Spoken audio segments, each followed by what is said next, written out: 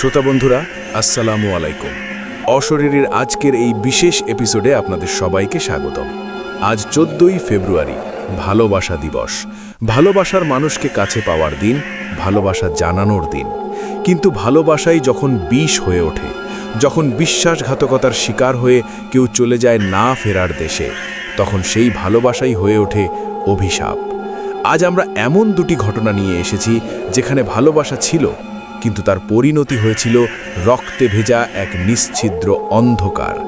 আপনারা এখন শুনতে যাচ্ছেন অশরীরীর সেই বিশেষ মুহূর্ত, যেখানে রাতের নিস্তব্ধতা ভেঙে বেরিয়ে আসে বাস্তবতার চেয়েও বেশি বাস্তব কিছু ঘটনা। মনে রাখবেন, রাত 10টা মানেই অশরীরীর রাত, আর ফেসবুক পেজের জন্য রাত 11টা মানেও অশরীরীর উপস্থিতি। আজকের এপিসোড 57। আজ আমি আপনাদের শোনাব দুটি হাড় হিম করা সত্য ঘটনা, একটি বাংলাদেশের যশোর জেলা থেকে, অন্যটি জামালপুর থেকে। ঘটনা দুটি এতটাই ভয়ঙ্কর, এতটাই হৃদয় বিদারক যে শোনার পর আপনার ভালোবাসা দিবস উদযাপনের আগে হয়তো দুবার ভাবতে হবে। প্রতিটি ঘটনা এতটাই বিস্তারিত, এতটাই গভীরে যাবে যে আপনি শুনতে শুনতে নিজেই সেই জায়গায় উপস্থিত হয়ে যাবেন। আপনি অনুভব করবেন সেই রাতের আধার, সেই ভয়, সেই অসহায়ত্ব। তাহলে সময় নষ্ট না করে শুরু করা যাক। ঘটনা শুরু করার আগে একটা ছোট অনুরোধ, যারা এখনও অশরীরী পরিবারে যুক্ত হননি তারা প্লিজ সাবস্ক্রাইব বাটন ও পাশের বেল আইকন টিপে অল নোটিফিকেশন অন করে নিন, কারণ আজকের ঘটনাগুলো এতটাই ভয়ঙ্কর যে শুনে আপনি হয়তো আর ফিরে আসার সাহস পাবেন না। আর যারা আগে থেকেই সাবস্ক্রাইবার, তারা আজকের ঘটনায় রেটিং দিতে লাইক বাটনে ক্লিক করুন এবং কমেন্টে লিখুন আমি প্রস্তুত, যদি আপনি আজকের আতঙ্ক সহ্য করার সাহস রাখেন। প্রথম ঘটনা, যশোরের সেই 14ই ফেব্রুয়ারি, বিশ্বাসঘাতকতার শিকার যে আত্মা ফিরে আসে প্রতিশোধ নিতে। প্রথম ঘটনাটি আমাদের পাঠিয়েছেন ইমতিয়াজ। ইমতিয়াজ পেশায় একজন সাংবাদিক এবং তিনি যশোর জেলারই বাসিন্দা। ঘটনাটি যে এলাকায় ঘটেছে সেটি যশোর সদরের খুব কাছেই একটি ছোট শহর, যার নাম আমি উচ্চারণ করব না, কারণ আজও সেখানে আতঙ্কের ছায়া কাটেনি। অসংখ্য ধন্যবাদ ইমতিয়াজকে তার সাহসের জন্য, এই কলঙ্কিত ইতিহাস আমাদের সাথে ভাগ করে নেওয়ার জন্য। ইমতিয়াজের ভাষায় বলছি ঘটনাটি শুরু হয় 2023 সালের জানুয়ারি মাসে। যশোরের ওই ছোট শহরটিতে থাকতেন রাইসা, বয়স মাত্র 19, পড়াশুনো করত স্থানীয় একটি কলেজে। রাইসা ছিল খুবই মেধাবী, খুবই স্বপ্নবতী একটি মেয়ে। তার বাবা একজন দিনমজুর, মা গৃহিণী। সংসারে অভাব ছিল, কিন্তু রাইসার স্বপ্ন ছিল বড় হওয়ার, ডাক্তার হওয়ার। কিন্তু স্বপ্ন দেখতে দেখতেই তার জীবনে ঢুকে পড়ে এক নামহীন অন্ধকার, সাকিব। নামটা আজও শুনলে কেঁপে ওঠেন ওই এলাকার মানুষজন। সাকিব ছিল একই কলেজের ছাত্র, বয়স 22। বাবা ছিল স্থানীয় একটি ব্যবসায়ী, এলাকার চেনা মুখ।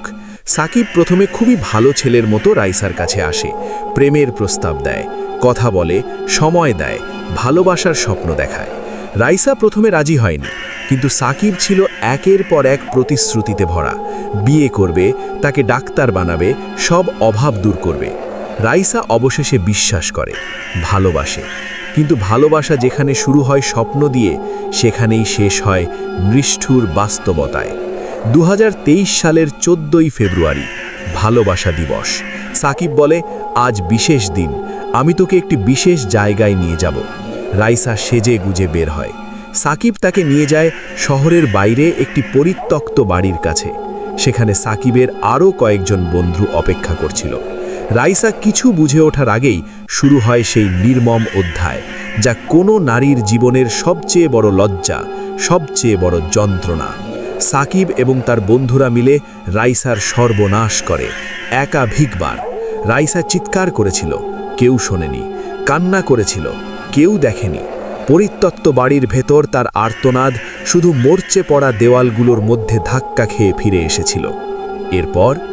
এরপর সাকিব তাকে বলে, যদি কাউকে বলিস, তোর বাবা মাকে খুন করে দেব, তোর ছোট ভাইকে তুলে নিয়ে যাব, পুরো এলাকায় তোকে বাজি করে দেব।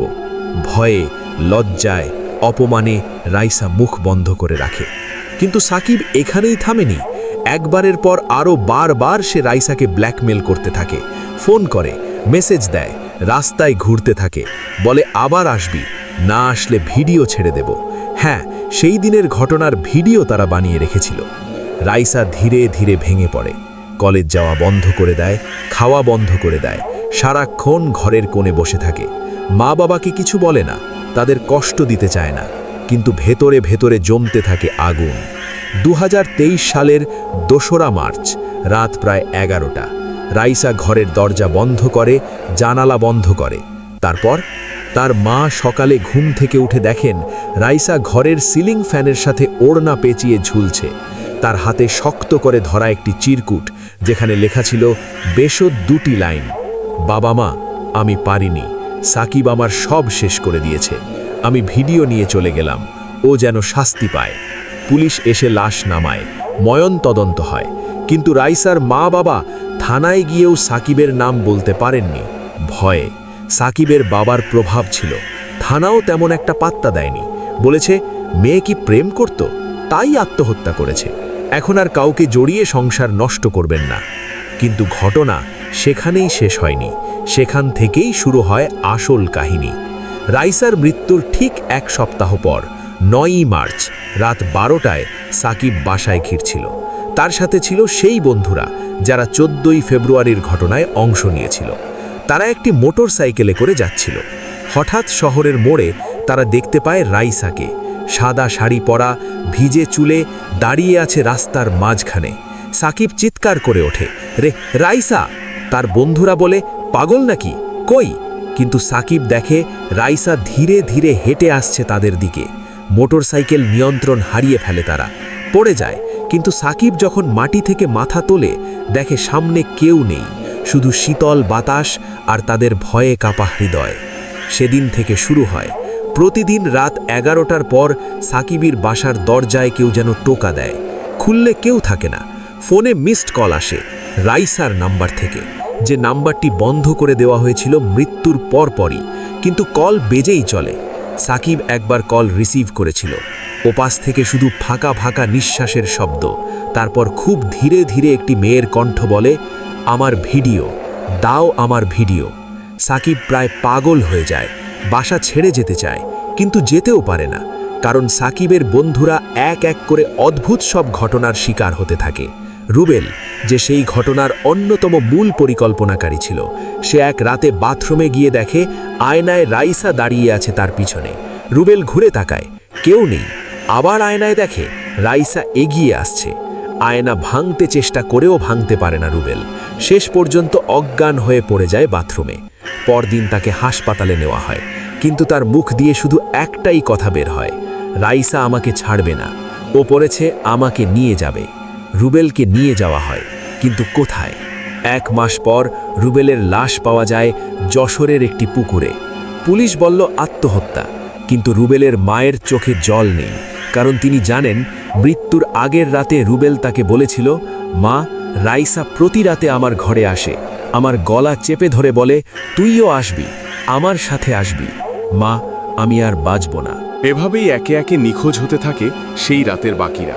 রনি, যে ভিডিও বানিয়েছিল, সে হঠাৎ করেই উধাও হয়ে যায়। তার বাসার লোকেরা জানায় রনি রাতে ঘুমাতে গিয়েছিল। সকালে বিছানা ফাঁকা, জানালা খোলা, জানালার নিচে পাওয়া যায় রক্তের দাগ, কিন্তু রনির কোনো হদিশ নেই, আজও নেই। সবচেয়ে বড় ঘটনা ঘটে 2023 সালের জুলাই মাসে। সাকিব বাসায় একা ছিল। রাত তখন প্রায় 2টো। হঠাৎ বিদ্যুৎ চলে যায়, জেনারেটর চলছিল না। সাকিব মোমবাতি জ্বালাতে গিয়ে দেখে সোফায় কেউ বসে আছে, রাইসা। সাদা শাড়িতে, শুকনো ঠোঁটে, ফাঁকা চোখে তাকিয়ে আছে তার দিকে। সাকিব চিৎকার দিয়ে ওঠে, কি চাস তুই আমার কাছে? তুই মরে গেছিস, যা এখান থেকে। রাইসা কোনো কথা বলে না, শুধু এক হাতে ইশারা করে বারান্দার দিকে। সাকিব সেদিকে তাকিয়ে দেখে বারান্দায় দাঁড়িয়ে আছে রুবেল, রনি আর সজীব, যারা এখন আর এই পৃথিবীতে নেই। তারা সবাই দাঁড়িয়ে আছে, ফ্যাকাশে মুখে, রক্তাক্ত চোখে, আর সাকিবের দিকে তাকিয়ে আছে। সাকিব জ্ঞান হারিয়ে ফেলে। পরদিন যখন হাসপাতালে জ্ঞান ফিরল, সে চিৎকার করে বলতে লাগলো, ওরা সবাই আছে, ওরা আমাকে নিতে আসবে, আমি জানি। তারপর থেকে সাকিব কথা বলা বন্ধ করে দেয়। সারাক্ষণ এক জায়গায় বসে থাকে, মাথা নিচু করে। কখনো কখনো ফিসফিস করে বলে, রাইসা, মাফ করে দে, ভিডিও মুছে দিয়েছি, প্লিজ। কিন্তু রাইসা কি মাফ করে? 2023 সালের ডিসেম্বরের একটি রাতে সাকিবের বাসায় সবাই ঘুমোচ্ছিল। রাত ৩টের সময় সাকিবের ছোট বোনের ঘুম ভাঙে। সে দেখে সাকিব তার বিছানায় নেই। খুঁজতে খুঁজতে ছাদে গিয়ে দেখে সাকিব দাঁড়িয়ে আছে ছাদের কিনারায়, আর তার পাশে দাঁড়িয়ে আছে রাইসা। হ্যাঁ, রাইসা তাকে জড়িয়ে ধরে আছে। সাকিবের বোন চিৎকার করে ওঠে। বাবা মা দৌড়ে আসে, কিন্তু তার আগেই সাকিব লাফ দিয়ে নিচে পড়ে যায় 4 তালা থেকে। সাকিব বেঁচে গিয়েছিল? না, বাবা মা দোয়া করেও তাকে বাঁচাতে পারেনি। ঘটনাস্থলেই মারা যায় সাকিব, আর মৃত্যুর আগে তার শেষ কথাটি শুনেছিল তার বোন। রাইসা বলেছে, এবার আমি ওর সাথে যাব, ওর ভিডিও নিয়ে। পুলিশ এসে ময়নাতদন্তের রিপোর্ট তৈরি করে, বলল আত্মহত্যা। কিন্তু এলাকার লোকেরা জানে এটা আত্মহত্যা ছিল না, এটা ছিল প্রতিশোধ, রাইসার প্রতিশোধ। ভালোবাসা দিবসের সেই রাতে রাইসা যে যন্ত্রণা পেয়েছিল তার প্রতিফল। ইমতিয়াজ জানান, আজও রাত 11টার পর ওই এলাকার সেই পরিত্যক্ত বাড়ির কাছে কেউ যায় না, কারণ অনেকেই দেখেছেন একটি মেয়ে সাদা শাড়িতে দাঁড়িয়ে থাকে, আর তার চোখ দিয়ে বয়ে যায় রক্ত। সে অপেক্ষা করে কার জন্য? যারা এখনো বেঁচে আছে সেই ঘটনার সাথে জড়িত আরও কেউ কি আছে? পুলিশের তদন্তে আরও 3 জনের নাম উঠে এসেছিল যারা সরাসরি জড়িত ছিল। তাদের মধ্যে একজন এখনো বেঁচে আছে, কিন্তু সে পাগল হয়ে গেছে, হাসপাতালে ভর্তি। সারাক্ষণ বলে, আমি দেখছি রাইসাকে, ও প্রতি রাতে আসে, বলে তুইও আসবি, অপেক্ষা কর। ইমতিয়াজ নিজেও গিয়েছিলেন ওই বাড়ির কাছে। তিনি বলেন, আমি ভূত বিশ্বাস করি না, কিন্তু সেদিন গিয়ে আমার দুনিয়ার সব বিশ্বাস পাল্টে গেল। আমি দেখলাম একটি মেয়ের ছায়া, যে কিনা বাড়ির জানালায় দাঁড়িয়েছিল। আমার ক্যামেরায় ছবি তুলতে গেলাম, ব্যাটারি শেষ, সঙ্গে সঙ্গে। ফিরে আসার পথে আমার গাড়ির ইঞ্জিন বন্ধ হয়ে গেল 4 বার। যেন কেউ বলতে চাইছে, তোমার এখানে আসার দরকার নেই, এটা আমার জায়গা। এই ঘটনাটি আমাদের পাঠিয়েছেন ইমতিয়াজ। অসংখ্য ধন্যবাদ ইমতিয়াজকে তার সাহসের জন্য, এই ভয়ঙ্কর সত্য আমাদের সাথে ভাগ করে নেওয়ার জন্য। ইমতিয়াজের ভাষায় বললাম, ঘটনা হয়তো আপনাদের অনেকের কাছেই অবিশ্বাস্য লাগতে পারে, কিন্তু যশোরের ওই শহরের মানুষজন আজও 14ই ফেব্রুয়ারির রাতে বাইরে বের হয় না, কারণ তারা জানে ভালোবাসা দিবসের রাত মানে সেখানে শুধু ভালোবাসা উদযাপন হয় না, হয় রাইসার আত্মার বিচরণ। এই ছিল আজকের প্রথম ঘটনা। ঘটনাটি কেমন লাগলো অবশ্যই কমেন্ট বক্সে জানাবেন। আপনারা কি ধরনের ঘটনা শুনতে চান সেটাও কমেন্ট বক্সে জানাবেন। অশরীরী কখনোই কালো জাদু, অন্ধবিশ্বাস, কুসংস্কারকে প্রমোট করে না, আর অশরীরী সকল ঘটনা আপনি বিশ্বাস করবেন কি করবেন না সেটা একান্তই আপনার নিজের ব্যাপার। তবে বিনোদন হিসেবে নেওয়াই হবে বুদ্ধিমানের কাজ। এখানে গল্প নয়, ঘটনা শোনানো হয়। রাত 10টা মানেই অশরীরীর রাত। এখন আমরা দ্বিতীয় ঘটনার দিকে যাব। ঘটনাটি এসেছে বাংলাদেশের জামালপুর জেলা থেকে, যেখানে ভালোবাসা দিবসের একটি উপহার ঘিরে ঘটেছিল এক ভয়ঙ্কর অধ্যায়। দ্বিতীয় ঘটনা, জামালপুরের সেই উপহার প্রেমের প্রতীক না মৃত্যুর ফাঁদ? দ্বিতীয় ঘটনাটি আমাদের পাঠিয়েছেন রুমেলা। রুমেলা জামালপুরের বাসিন্দা এবং ঘটনাটি তার খুব কাছের এক বান্ধবীর সঙ্গে ঘটেছিল। অসংখ্য ধন্যবাদ রুমেলাকে এই মর্মান্তিক সত্য আমাদের সামনে তুলে ধরার জন্য। রুমেলার ভাষায় বলছি ঘটনাটি। জামালপুর সদরের খুব কাছেই একটি গ্রাম। সেখানে থাকতেন নাহিদ, বয়স 24। পড়াশোনা শেষ করে একটি বেসরকারি কোম্পানিতে চাকরি করত। তার বাবা মা অনেক আগেই মারা গেছেন। ছিল একমাত্র ছোট বোন তানিয়া, যে ঢাকায় পড়াশোনা করে। নাহিদ ছিল খুবই সাদাসিধে, খুবই সাধারণ একটি ছেলে। 2023 সালের মে মাসে নাহিদের সাথে পরিচয় হয় রূপার। রূপা ছিল পাশের গ্রামের একটি মেয়ে, পড়াশোনা করত স্থানীয় একটি কলেজে। রূপার বাবা একজন কৃষক, মা গৃহিণী। 3 বোনের মধ্যে রূপা ছিল মেজ। রূপাকে দেখলে মনে হতো যেন কোনো গ্রামীণ কবিতার চরিত্র, লাজুক, মিষ্টি আর পরিশ্রমী। নাহিদ আর রূপার পরিচয় হয় গ্রামের একটি মেলায়। তারপর থেকে তাদের মধ্যে কথা বলা শুরু, হাঁটতে বেরোনো, গল্প করা, স্বপ্ন দেখা। নাহিদ রূপাকে খুব ভালোবাসত, রূপাও নাহিদকে। তারা পরস্পরকে বিয়ে করার স্বপ্ন দেখত। নাহিদ বলতো, আমি তোকে নিয়ে শহরে নিয়ে যাব, তোকে মানুষ করব। রূপা বলতো, তুমি থাকলে আমার কিছু লাগবে না। 2023 সালের 14ই ফেব্রুয়ারি ভালোবাসা দিবস। নাহিদ সিদ্ধান্ত নেয় সে রূপাকে একটি বিশেষ উপহার দেবে। কিন্তু কি দেবে? নাহিদের কাছে বেশি টাকা ছিল না, তাই সে অনেক ভেবেচিন্তে সিদ্ধান্ত নেয় রূপাকে একটি চুলের কাঁটা উপহার দেবে। খুব সুন্দর একটি চুলের কাঁটা, হাতের কাজ করা, যা সে জামালপুর শহরের একটি দোকান থেকে কিনেছিল। দাম মাত্র 500 টাকা, কিন্তু নাহিদের কাছে সেটাই অনেক। সেদিন সকালে নাহিদ রূপার বাড়িতে যায়। রূপার বাবা মা বাড়িতে ছিলেন না। নাহিদ রূপাকে ডেকে বলে, আজ ভালোবাসা দিবস, আমি তোকে একটি উপহার দিতে চাই। রূপা খুশিতে লাফিয়ে ওঠে। নাহিদ তার হাতে চুলের কাঁটা পরিয়ে দেয়। রূপা খুব খুশি হয়। সে বলে, এই কাঁটা আমি সারা জীবন রাখব, যখনই পরব তোমার কথা মনে পড়বে। কিন্তু সেই কাঁটাই যে তাদের জীবনে নেমে আসবে কালো ছায়া, তা কেউ জানত না। ঘটনাটা শুরু হয় সেদিন রাতে। রূপা ঘুমাতে গিয়ে হঠাৎ করেই চিৎকার করে ওঠে। তার মা ছুটে এসে দেখে রূপা বিছানায় বসে আছে, চোখ মুখ ফোলা, কাঁপছে, তার গলা দিয়ে কোনো শব্দ বের হচ্ছে না। জিজ্ঞেস করে, কি হয়েছে? রূপা কিছুক্ষণ পরে বলে, মা, আমি স্বপ্নে দেখলাম একটা মেয়ে নাহিদের সাথে। সে আমাকে বলছে, এই কাঁটা আমার, ওটা আমার, তুই ফিরিয়ে দে। মা বলে, আচ্ছা তুই পাগল হয়েছিস, স্বপ্ন দেখেছিস তাই বলে কাঁটা ফিরিয়ে দিবি? রূপা আর কিছু বলে না, কিন্তু পরের রাতেও একই ঘটনা। এবার স্বপ্নে সেই মেয়ে আরও স্পষ্ট। রূপা দেখে একটি মেয়ে লম্বা কালো চুলে সাদা শাড়িতে দাঁড়িয়ে আছে, তার চোখ দিয়ে রক্ত পড়ছে। সে বলছে, ওই কাঁটা আমার, ওটা নাহিদ আমাকে দিয়েছিল, তুই পড়েছিস কেন? খুলে ফেল, না খুললে তোকে নিয়ে যাব। রূপা সকালে উঠেই নাহিদকে ফোন করে, বলে, নাহিদ, এই কাঁটা তুমি কোথায় পেয়েছো? নাহিদ বলে, দোকান থেকে কিনেছি, দাম 500 টাকা। কেন? রূপা বলে, কিন্তু আমি প্রতি রাতে স্বপ্ন দেখছি একটা মেয়ে বলছে ওটা তার। তুমি কি আগে কাউকে ভালোবেসেছিলে? নাহিদ চুপ করে যায়। কিছুক্ষণ পর বলে, না, আমি কাউকে ভালোবাসিনি। তুই পাগল হয়েছিস? আচ্ছা, আমি আসছি। নাহিদ আসে, রূপাকে নিয়ে কবিরাজের কাছে যায়। কবিরাজ কিছু ঝাড়ফুঁক করে, বলে, ওর ওপর কোনো বদনজর আছে, কিন্তু তেমন কিছু না। আমি তাবিজ দিচ্ছি, পরে ঠিক হয়ে যাবে। তাবিজ বরে রূপা কিছুদিন ঠিক থাকে, কিন্তু 1 সপ্তাহ পর আবার শুরু হয় স্বপ্ন, অশরীরী উপস্থিতি আর ভয়ঙ্কর কিছু ঘটনা। রূপা একদিন রাতে ঘুম থেকে উঠে দেখে তার পাশে কেউ দাঁড়িয়ে আছে। সাদা শাড়ি পরা একটি মেয়ে, লম্বা চুল, ফাঁকা চোখ। মেয়েটি তার চুলের কাঁটার দিকে তাকিয়ে আছে। রূপা চিৎকার করে উঠতেই মেয়েটি মিলিয়ে যায়, কিন্তু রূপার ঘাড়ে থেকে যায় 5টি আঙুলের দাগ, যেন কেউ তাকে শক্ত করে চেপে ধরেছিল। রূপার মা এবার নাহিদকে ডেকে পাঠায়, বলে, নাহিদ, তুই সত্যি বল, এই কাঁটা কোথায় পেয়েছিস? নাহিদ এবার ভেঙে পড়ে, বলে, আঙ্কেল, আমি আর মিথ্যে বলতে চাই না। এই কাঁটা আমি দোকান থেকে কিনিনি, আমি এটি পেয়েছিলাম পুরনো একটি বাড়ির ধ্বংসস্তূপ থেকে। হ্যাঁ, সত্যিটা ছিল আরও ভয়ঙ্কর। নাহিদ যে কাঁটা রূপাকে দিয়েছিল সেটি সে জামালপুর শহরের পুরনো একটি পরিত্যক্ত বাড়ির সামনে থেকে তুলেছিল। বাড়িটি ছিল প্রায় 50 বছরের পুরনো, যেখানে বহু বছর আগে এক মেয়ের মৃত্যু হয়েছিল। স্থানীয়দের কাছ থেকে নাহিদ পরে জেনেছিল সেই মেয়েটির নাম আয়েশা।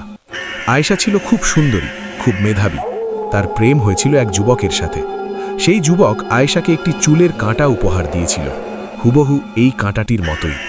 কিন্তু ঘটনাচক্রে আয়েশার সাথে বিশ্বাসঘাতকতা হয়। প্রেমিক তাকে ছেড়ে চলে যায়। আয়েশা অপমানে, যন্ত্রণায় আত্মহত্যা করে। তার শেষ ইচ্ছা ছিল এই কাঁটা যেন তার সাথেই দাফন করা হয়, কিন্তু হয়নি। কাঁটা ঠেকে যায়, বাড়িটি ভেঙে যায়, কিন্তু কাঁটা পড়ে থাকে ধ্বংসস্তূপে, এবং সেই কাঁটাই তুলে এনে নাহিদ দিয়েছে রূপাকে। রূপা এখন বুঝতে পারে সে শুধু একটি উপহার পায়নি, সে পেয়েছে একটি অভিশপ্ত আত্মার ক্রোধ। রূপা কাঁটা খুলে ফেলতে চায়, কিন্তু না, কাঁটা যেন আটকে গেছে তার চুলে। কত চেষ্টা করেও খুলতে পারে না। নাহিদও চেষ্টা করে, ব্যর্থ হয়। শেষ পর্যন্ত কবিরাজ এসে কাঁটাটি খুলে ফেলে, কিন্তু ততক্ষণে দেরি হয়ে গেছে। রূপার উপর আয়েশার আত্মার ছায়া পড়ে গেছে। এরপর যা ঘটে তা ছিল হাড় হিম করা। রূপা আর আগের মতো থাকে না। সে সারাক্ষণ একা একা কথা বলে, কখনো হাসে, কখনো কাঁদে।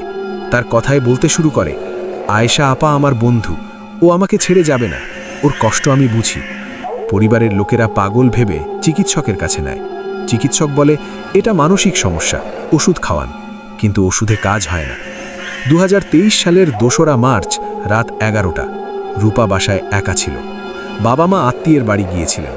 রূপা দরজা বন্ধ করে। তখন তার মনে হলো কেউ তার পাশে দাঁড়িয়ে আছে। আয়েশা। এবার আর স্বপ্নে নয়, বাস্তবে। আয়েশা তার মাথার চুল আঁচড়াচ্ছে আর বলছে, তুই আমার কাঁটা পড়েছিস, তুই আমার বোন, আমার সাথে আয়, আমার সাথে চল। রূপা চিৎকার করে। দরজা খুলে বাইরে বের হতে চায়, কিন্তু দরজা খোলে না, জানালা খোলে না। মনে হয় পুরো ঘর যেন বন্ধ কারাগার। আয়েশা ধীরে ধীরে এগিয়ে আসে, তার হাতে সেই চুলের কাঁটা, একই কাঁটা। সে রূপার চুল ধরে। রূপা অজ্ঞান হয়ে পড়ে যায়। পরদিন সকালে বাবা মা এসে দেখে রূপা অজ্ঞান অবস্থায় পড়ে আছে। ঘরের মধ্যে ছড়ানো ছিটানো রূপার চুল, আর তার হাতে শক্ত করে ধরা আছে সেই চুলের কাঁটা। যে কাঁটা কবিরাজ খুলে নিয়ে গিয়েছিলেন সেটা আবার রূপার হাতে। রূপা যখন জ্ঞান ফিরে পায়, সে আর আগের মতো কথা বলে না। তার চোখে এক অদ্ভুত শূন্যতা। সে শুধু ফিসফিস করে বলে, আয়েশা আপা আমাকে বলেছে এই কাঁটা কাউকে দিতে নেই, এটা ওর, আমি এখন ওর বোন, ওর সাথে থাকব। কিছুদিন পর রূপা নিখোঁজ হয়ে যায়, খুঁজে পাওয়া যায় না। 1 সপ্তাহ পর তার লাশ পাওয়া যায় জামালপুরের পুরনো সেই পরিত্যক্ত বাড়ির ধ্বংসস্তূপে, যেখানে আয়েশা থাকত, যেখানে আয়েশা মারা গিয়েছিল। রূপার গলায় ছিল সেই চুলের কাঁটা, আর তার চোখ ছিল খোলা, ফাঁকা, যেন কোনো আত্মা তাকে দেখে যাচ্ছে। পুলিশ তদন্ত করে, বলে এটা হত্যাকাণ্ড নয়, আত্মহত্যাও নয়, কিছু বুঝতে পারছি না। কিন্তু রূপার মা জানেন এটা আয়েশার কাজ, আয়েশা তার মেয়েকে কেড়ে নিয়েছে। নাহিদ এই ঘটনার পর থেকে সম্পূর্ণ বদলে যায়। সে নিজেকে দোষী মনে করে। রূপার মৃত্যুর পর সে আর বাসায় থাকতে পারে না, চাকরি ছেড়ে দেয়। এখন সে ঢাকায় থাকে, কিন্তু মানসিকভাবে সে শেষ। রুমেলা জানান নাহিদ এখনও স্বপ্নে দেখে রূপাকে, আর রূপার পাশে দাঁড়ানো আয়েশাকেও। তারা দুজনে মিলে তাকে ডাকে, নাহিদ আয়, আমাদের সাথে আয়। রুমেলা নিজেও একবার সেই পুরনো বাড়ির কাছে গিয়েছিলেন। তিনি বলেন বাড়িটা এখনও আছে, ভাঙা, পচা, মরচে পড়া। আমি ভিতরে যেতে সাহস পাইনি, কিন্তু বাইরে থেকে দেখলাম একটা জানালা খোলা ছিল, সেখানে একটা মেয়ের ছায়া দাঁড়িয়েছিল। আমি সঙ্গে সঙ্গে চলে আসি। ফিরে আসার পথে আমার গলার মালা হঠাৎ ছিঁড়ে পড়ে। আমি আজও বিশ্বাস করি আয়েশা সেদিন আমাকে দেখেছিল, সতর্ক করেছিল। এই ঘটনাটি আমাদের পাঠিয়েছেন রুমেলা। অসংখ্য ধন্যবাদ রুমেলাকে এই মর্মান্তিক সত্য আমাদের সামনে তুলে ধরার জন্য। রুমেলার ভাষায় বললাম, ঘটনাটি হয়তো আপনাদের ভাবিয়ে তুলবে। একটি ছোট্ট উপহার, একটি চুলের কাঁটা কিভাবে ডেকে আনতে পারে মৃত্যু। রাত 10টা মানেই অশরীরীর রাত। আজকের দুটি ঘটনা আমাদের দেখালো ভালোবাসা যদি বিশ্বাসঘাতকতার শিকার হয়, তা ফিরে আসে প্রতিশোধের আগুন হয়ে। যশোরের রাইসা আজও অপেক্ষা করে তার ন্যায় বিচারের জন্য, তার যন্ত্রণার প্রতিফলনের জন্য। আর জামালপুরের আয়েশা খুঁজে বেড়ায় তার হারানো ভালোবাসার চিহ্ন, যে চিহ্ন আজও অন্যকে গ্রাস করে। ভালোবাসা দিবসে আমরা সবাই ভালোবাসার কথা বলি, কিন্তু মনে রাখবেন ভালোবাসা শুধু দেওয়ার জিনিস নয়, ভালোবাসা নেওয়ারও জিনিস। কাউকে বিশ্বাসঘাতকতা করবেন না, কাউকে ঠকাবেন না, কারণ যে ভালোবাসা মরেও পান্তি পায় না, সে ফিরে আসে, আর তখন তার প্রতিশোধ নিতে কেউ বাধা দিতে পারে না। এবার একটু পিছন ফিরে তাকান, নিশ্চয়ই কেউ নেই, কিন্তু যদি থেকে থাকে তাহলে মনে রাখবেন রাত 10টা মানেই অশরীরীর রাত। আপনারা কেউ যদি এমন কোনো অভিজ্ঞতার শিকার হয়ে থাকেন যা বিশ্বাস করতেও কষ্ট হয়, তা আমাদের সাথে শেয়ার করতে পারেন। আমাদের ইমেল অ্যাড্রেস হলো oshoriri@gmail.com। আগামীকাল রাত 10টায় আবারও দেখা হবে নতুন কোনো ভয়ের ঘটনা নিয়ে। সে পর্যন্ত ভালো থাকুন, সুস্থ থাকুন, সুন্দর থাকুন, নিরাপদে থাকুন। আর হ্যাঁ, 14ই ফেব্রুয়ারি ভালোবাসা দিবসে সাবধান থাকবেন, কারণ ভালোবাসার দিনে ভালোবাসার মানুষকে নিয়ে উদযাপন করবেন ঠিকই, কিন্তু ভুলেও কাউকে বিশ্বাসঘাতকতা করবেন না, কেননা বিশ্বাসঘাতকতা করা ভালোবাসা মরেও বাঁচে আমাদের মাঝেই। শুভরাত্রি।